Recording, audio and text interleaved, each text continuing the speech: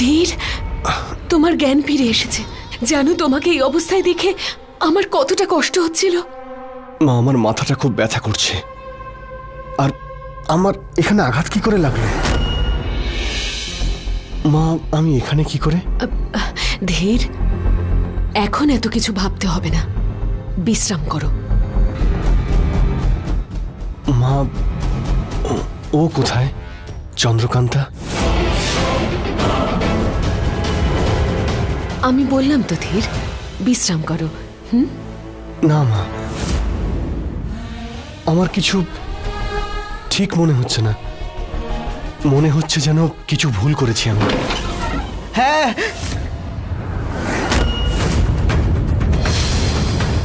তুমি ভুল করেছো। তখন তুমি প্রচন্ড রেগেছিলে আর মেঘের উপরে আক্রমণ করেছো।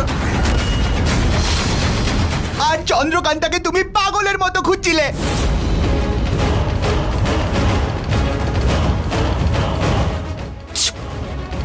চুপ করো। কে আছো? এই জিনকে বন্দি করো।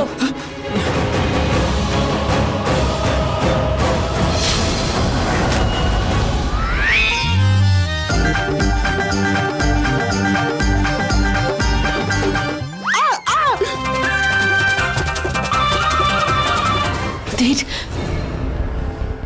বিশ্রাম করো ধীর। না মা, কিন্তু উমাং এরকম বললো কেন যে? মায়ের কথায় বিশ্বাস হচ্ছে না? ওই জিনকে বিশ্বাস করছো? ধীর, তুমি এখানে ব্যায়াম করছিলে, বোধহয় একটু বেশি পরিশ্রম হয়ে গেছে, তাই অজ্ঞান হয়ে গেছিলে। বিশ্রাম করো। আমি আমার পোশাকটা বদলে আসি।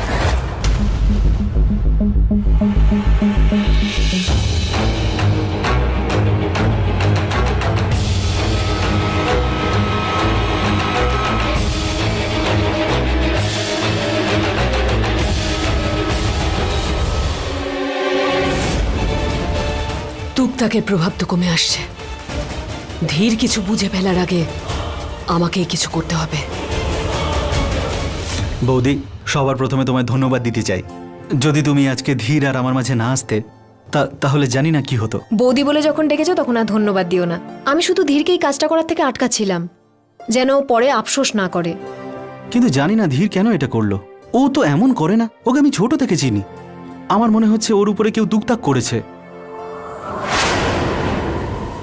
তুকতাক? তোমার কি মনে হয় কে করেছে এসব? চম্পা এই কাজটা করেছে, কারণ চম্পা ধীরকে ভালোবাসে। আর ধীরের বিয়েটা তোমার সাথে হয়েছে, আর ও প্রতিশোধ নেওয়ার জন্য এমনটা করেছে। ধীর যেন কোনো ভুল কাজ করে আর তুমি। দেখো দাদা, আমি কারোর সাথে ঝামেলা করতে চাই না। আমি শুধু চাই যে ধীর তাড়াতাড়ি সুস্থ হয়ে উঠুক আর এই বিয়েটাকে মন থেকে মেনে নিক। এমনটা নয় যে ও চেষ্টা করে না, ও করে। যখনই কোনো সময় আমি মঙ্গলসূত্র পরতে ভুলে যাই, ও নিজে এসে আমাকে মঙ্গলসূত্র পরিয়ে দেয়। কিন্তু এখনো পর্যন্ত ও বিয়ের কোনো দায়িত্ব পালন করেনি। বিয়ে করে আমাকে বিজয়গড়ে নিয়ে এলো, আবার গৃহপ্রবেশও করালো। কিন্তু তারপরও আমি কখনো অনুভব করতে পারিনি যে আমি ওর স্ত্রী বা আমাদের বিয়ে হয়েছে। এই বিয়েটাই তো আসলে খেলা। ধীর তোমাকে বিয়ে করেছে শুধু বিজয় করে নিয়ে আসার জন্য, নিজের মায়ের কথা রাখতে। জানি না, মনে হচ্ছে কোথাও কিছু একটা বড় ভুল হচ্ছে। দাদা, আমায় বলো না তুমি, ধীর এমন কেন করছে? এই সব কিছুর পেছনে কি কারণ আছে? শত্রুতা। ইরাবতী সূর্যগড়কে নিজের শত্রু রাজ্য মনে করে, আর শত্রু রাজ্যের একজন মেয়ে ওনার পুত্রবধূ হয়ে এসছে। ধীর সেই জন্যে একটু চিন্তায় আছে যে মায়ের কথা শুনবো না স্ত্রীর। আচ্ছা, ধীরের এই চিন্তা কি করে দূর করব? একটা রাস্তা আছে, কিন্তু সেটা একটু কঠিন। ধীরের জন্য আমি সব করতে পারি। সবার আগে তোমায় শাশুড়ির মন জয় করতে হবে। ওনাকে এটা বিশ্বাস করাতে হবে যে তুমি বিজয়গড়কে ভালোবাসো। কিন্তু উনি তো আমার সাথে কথাও বলেন না, মন জয় করব কি করে? সেটা আমি বলছি তোমায়।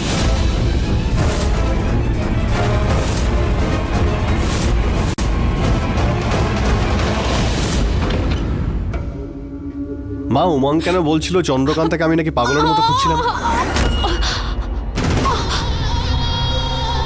কি হলো আবার মা? সেই টুকটাক খুব কষ্ট হচ্ছে ধীর। আমি এক্ষুনি আয়নাকে ডাকছি। না, রাজবৈদ্যকে ডাকছি, উনি প্রলেপ লাগিয়ে দেবেন। ধীর, প্রলেপের প্রভাব তো কিছুক্ষণ থাকবে। চন্দ্রকান্তার টুকটাককে গোড়া থেকে নির্মূল করতে হবে। তোমার মনে আছে তো আজ রাতের ওই তিথি, ওই প্রহর, আজ শ্রাবণের সেই পূর্ণিমা। হ্যাঁ মা, অজ্ঞান হওয়ার আগে তুমি আমাকে বলেছিলে চন্দ্রকান্তকে নিয়ে আসতে। তুমি সব ব্যবস্থা করে ফেলো, আমি ওকে এক্ষুনি নিয়ে আসছি। না না, আয়নাকে যে কাজ আমি দিয়েছিলাম এতক্ষণে নিশ্চয়ই সেটা হয়ে গেছে। ধীর, বাবা তুমি বিশ্রাম করো, তুমি কোথাও যেও না। না মা, আমি যাব আর ওকে নিয়ে আসবো। আমি বলছি তো। রানীমা, রাজদরবারে সবাই আপনার জন্য অপেক্ষা করছেন। কেন, কিসের জন্যে? ওই চন্দ্রকান্তা।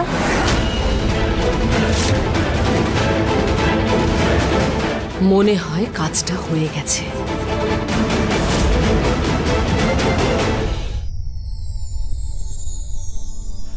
রানী ইরাবতী, রানী ইরাবতী, রানী ইরাবতী।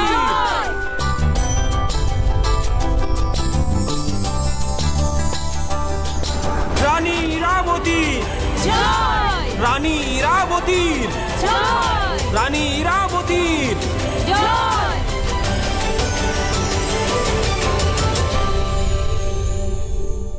এসব কি হচ্ছে?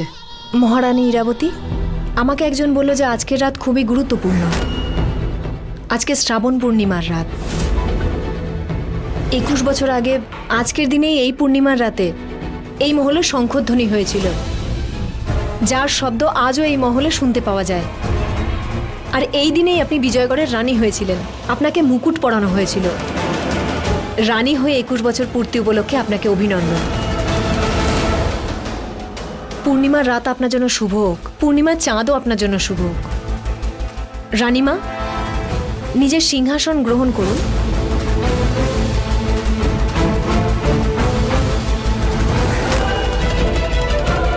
রানী ইরাবতী,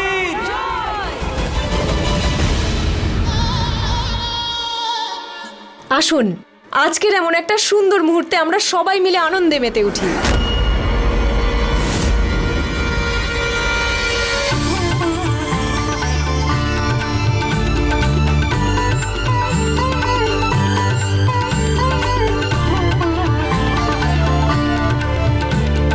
কেমন লাগছে তোমার?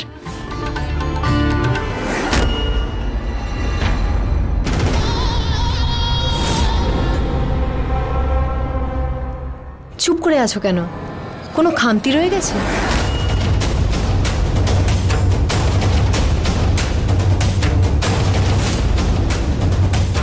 ধীর, দেখো চন্দ্রকান্তা তোমার মায়ের জন্য কত সুন্দর করে সাজিয়েছে। তোমার কেমন লাগছে? ভালো লাগছে, খুব ভালো লাগছে। চন্দ্রকান্তা, হ্যাঁ, ধীর বলল যে এই আয়োজনটা ওর খুবই ভালো লেগেছে। তোমাকে বলেছে, আমাকে তো কই বললো না। আরে কি হয়েছে? অদ্ভুত মেয়ে, আমার মাকে মেরে ফেলার জন্য ও টুকটাক করছে, আবার আমাকে খুশি করার জন্য এই ব্যবস্থা করেছে। ইরা, চাঁদ উঠে গেছে, ওই দেখো। সময় চলে যাচ্ছে, এই প্রহর যদি পেরিয়ে যায় তাহলে? তাহলে আমি তোকে শেষ করে দেব। তোকে বিছেটা দিয়েছিলাম না আমি, তুই যদি ওই বিছেটা ওর গায়ে ছেড়ে দিতিস তাহলে আজকে এই উৎসব হতো না, অন্য কিছু হতো। এবার আমাকেই কিছু করতে হবে।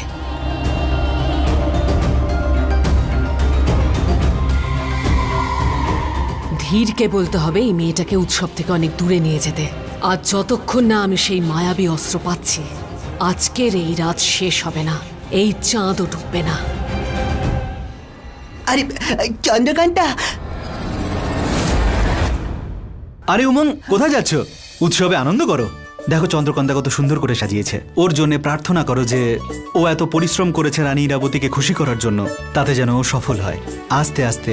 কিন্তু যেদিন চন্দ্রকান্তা রানী ইরাবতীর মনটা জয় করে নেবে, সেদিন সবকিছু ঠিক হয়ে যাবে।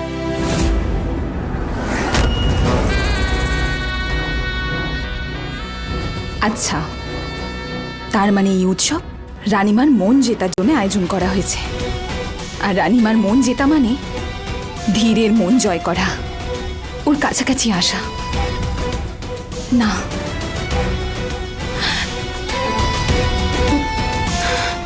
ধীর শুধু আমার, শুধুমাত্র আমার।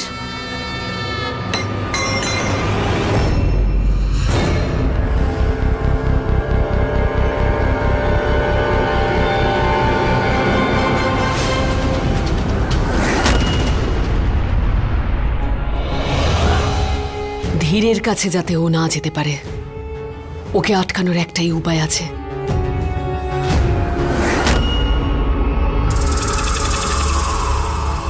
স্বামী স্ত্রীর সম্পর্কের মধ্যে যে আসতে চায় তাকে জানো কি বলা হয়?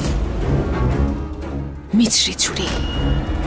আর তুমি খুব ভালো করে জানো রানী ইরাবতী মিছরি ছুরি পছন্দ করে না। ধীরের কাছে যাওয়ার চেষ্টা করবে না। যাও।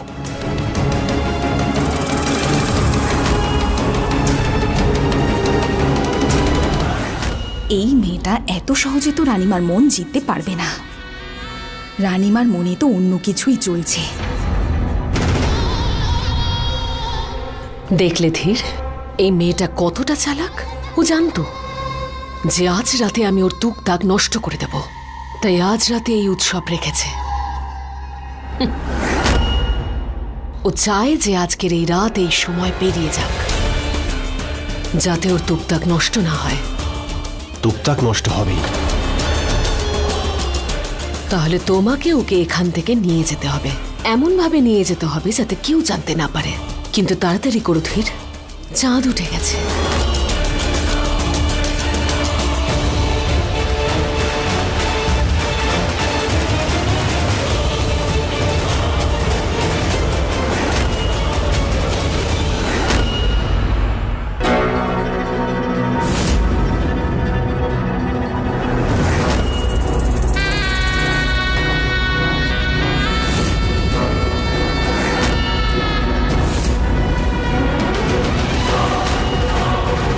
রানীমা আমাকে মিছরি ছুরি বলেছেন, তাও ওই জেলের মেয়েটার জন্যে।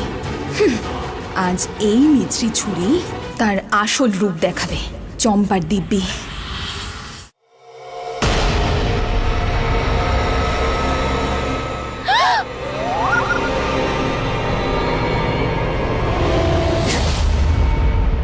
এত গল্প করছো কেন? কাজে তো একদম মন নেই তোমাদের। দেখো ওদিকে, যাও ওই জেলের মেয়েটাকে যেখানে সব থেকে বেশি আলো সেখানে নিয়ে যাও। কেন এবার ওই জেলের মেয়েটারও কি জয় জয়কার করা হবে? না, ওকে বিদায় জানাতে হবে। চল এবার যাও, নিজেদের কাজটা করো। ওই জেলের মেয়েটাকে ওই ঝাড়বাতি নিচে দাঁড় করাও। ঠিক আছে, চল। চন্দ্রকান্তা, এখানে কেন দাঁড়িয়ে আছো? চলো না ওই দিকটায় যাই। দেখেছো ওই দিকটায় কত আলো?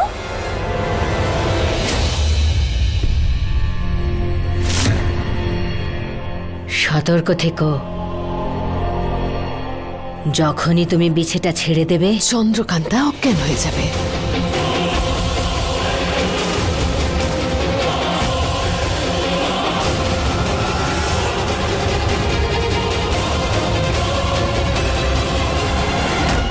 চলো না আমাদের চাঁদ আলোতে। চল চলো চলো।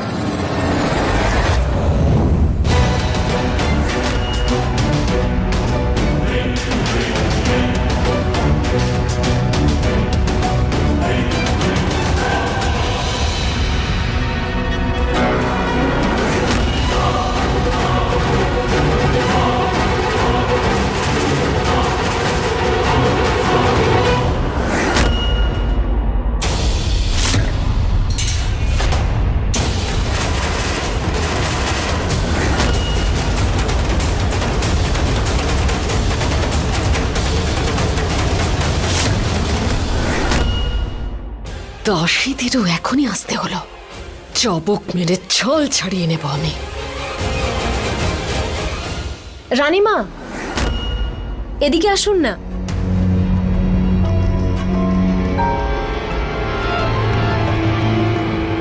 আপনাকে কিছু দেখাতে চাই। আপনার জন্য ছোট উপহার আছে। উমাং, এই মিষ্টিগুলো আমি আপনার জন্য বানিয়েছি নিজের হাতে।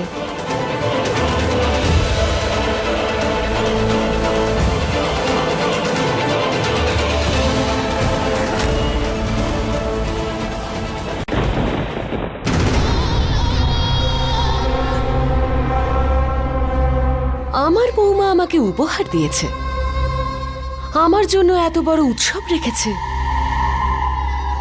আমি ওর ভালোবাসা গ্রহণ করছি।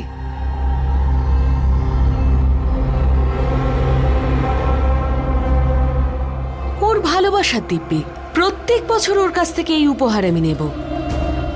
আর আমি কথা দিচ্ছি, জীবনের শেষ দিন পর্যন্ত বিজয়গড়ে রাজত্ব করব, এই সিংহাসনে রাজত্ব করব।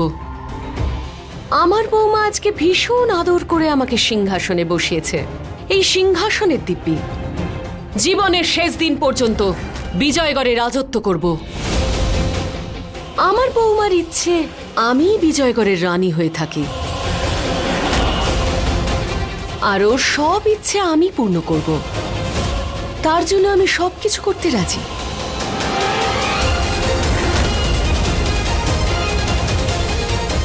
বিজয়গড়কে শত্রুদের থেকে রক্ষা করব, আর এই বিজয়গড়ে অন্য কাউকে রাজত্ব করতে দেব না।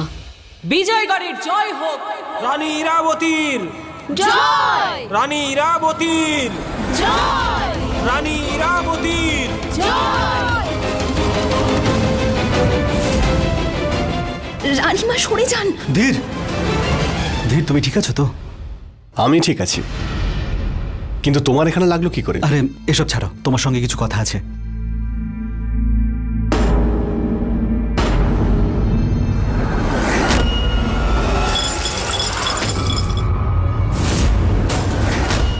রানীমা সরে যান।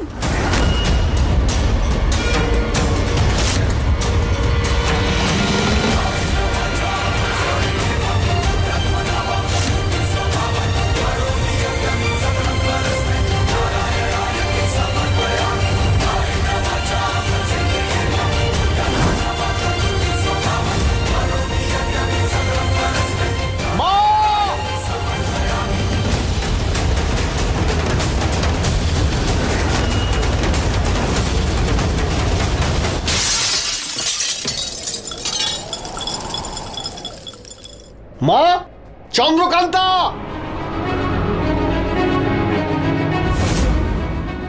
চাঁদ তো দেখছি পুরো উঠেছে, মানে পূর্ণিমা শুরু হয়ে গেছে। মাও নেই, চন্দ্রকান্তাও নেই এখানে।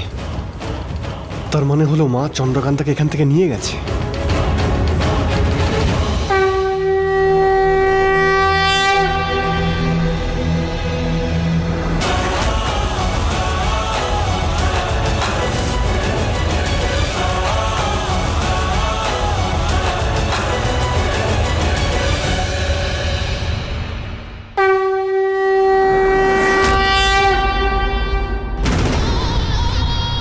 বন্দে বিষ্ণু, বন্দে বিষ্ণু।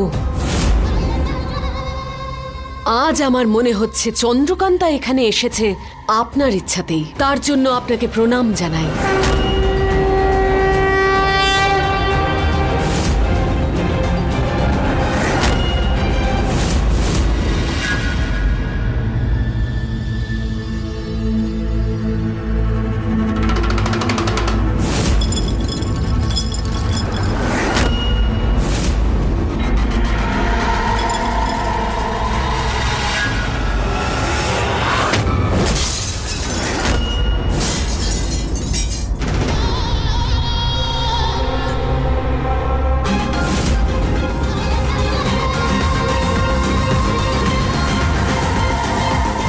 আপনি আমাকে বাঁচালেন।